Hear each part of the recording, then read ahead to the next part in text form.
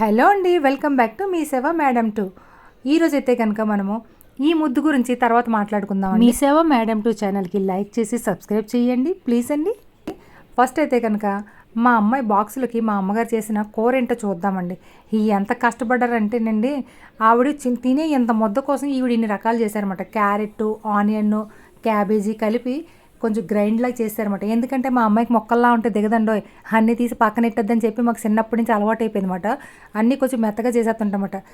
ఏది తగలకూడదండి బాబు, మహాతల్లి ఇంత చిన్న మొక్కలు కోసేసి చేసేసినా సరే సాయంత్రం బాక్స్ ఇంటికి వచ్చేద్దండి.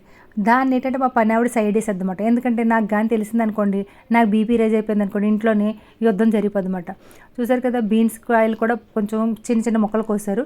టమాటాని పైన తొక్క తీసి దాన్ని కూడా చిన్న ముక్కలుగా కోసి ఈ ఆడినవన్నీ కూడా ఒక దాంట్లో వేసేసి దాంట్లోనే 2 గుడ్లు కొట్టేసి సరిపడినంత ఉప్పు, కారం, జీలకర్ర కూడా వేశారండి. చిన్న మసాలా పొడి వేసారన్నమాట.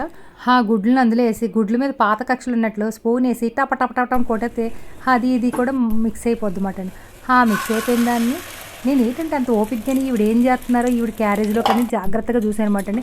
దాన్ని అట్టేశారు. దాని మీద మూతట్టి 4 నిమిషాలు ఉన్న తర్వాత మళ్ళీ దాన్ని అటు నుంచి ఇటు తిరిగేసిన తర్వాత పోన్లు ఎలాగని పెట్టేస్తారేమో, ఏ పచ్చడి ఏది వేసాను అనుకున్నాను. అబ్బే, అంత తొందరగా ఎక్కడ వదులుతారు, మా అమ్మగారు మనవరాల కోసం కదండి. దీనికి పార్ట్ 2 మాట చూడండి. దాన్ని మళ్ళీ జాగ్రత్తగా మొక్కలు కోసి ఇదంతా కూడా ఉదయం క్యారేజ్కేనండి. ఆవిడకి ఎంత అన్నం కలుపుతారో అది కూడా చూపిస్తాను చూడండి.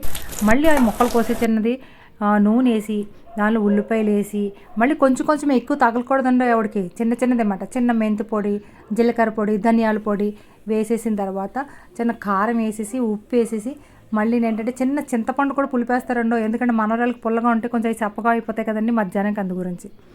అయితే వీటిని బాగా వేగిన తర్వాత చింతపండు పులుపు వేసారండి. మా అమ్మమ్మకి నేను మనవరాలకి పులుపు తగిలితే చాలండో, ఇంకా అది ఏదైనా పర్లేదు తినేస్తారన్నమాట.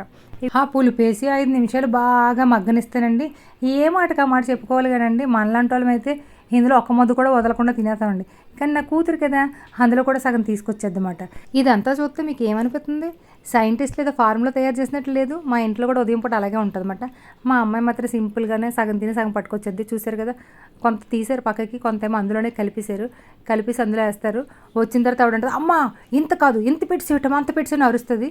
కానీ ఏంటంటే వీడియో తీస్తున్నాను కదా, అందు గురించి అరలేదు, సింపుల్గా తీసుకెళ్ళిపోయింది.